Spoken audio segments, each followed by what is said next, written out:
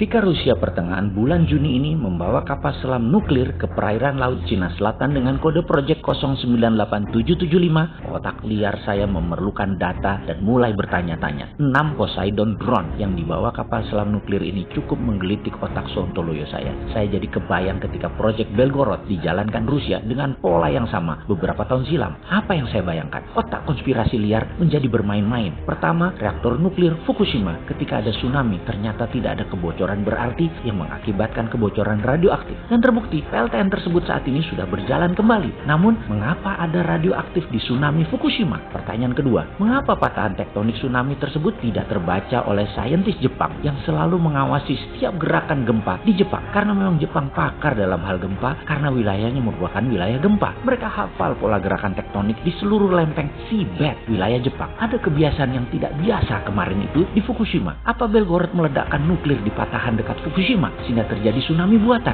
Saya menjadi liar otaknya. Sekali lagi, ini bukan kebenaran analisa, namun ini yang namanya brainstorming analisis. Kita ngawur, namun dalam dunia shadow, semua hal seperti ini harus dibicarakan, baru dibantah dengan data-data fakta. Selama data-data fakta tidak bisa membantah, maka teori tadi dianggap menjadi new knowledge atau pengetahuan baru yang harus dibuatkan skenario counternya. Jadi, pertama, reaktor nuklir Fukushima tidak bocor adalah fakta. Adanya radioaktif di tsunami Fukushima datang dari mana? Data semua ini terbantahkan kalau data sains membuktikan reaktor nuklir Fukushima benar-benar bocor. Atau lain lagi, jika dalam tanda petik disuruh dikatakan bocor ke publik agar gerakan Belgorod tidak terbaca. Dan semua ini mungkin saja. Dunia saat ini banyak yang dimanufaktur, termasuk data. Karena itu data yang kita peroleh jangan data publik atau open source data, tetapi data lapangan dari orang kita. Sekali lagi, dalam tanda petik orang kitanya. Ini kalau benar begini analisanya, Fukushima datanya ada yang disembunyikan, maka hubungan Rusia-Amerika bermain menjadi semakin kuat. Sekali lagi, bukan Amerika dan Rusia selaku negara, tetapi Trump dan Putin bermain menjadi jelas. Kita tahu yang namanya kekuasaan itu memabukkan. Trump mabuk kekuasaan dan by all means dengan segala jurus dia harus berkuasa kembali November ini dan menyiapkan generasi Trump berikutnya untuk menjadi commander in chief, yaitu Ivanka Trump. Demikian juga Putin, 23 tahun berkuasa kurang baginya. Dia ingin memastikan 10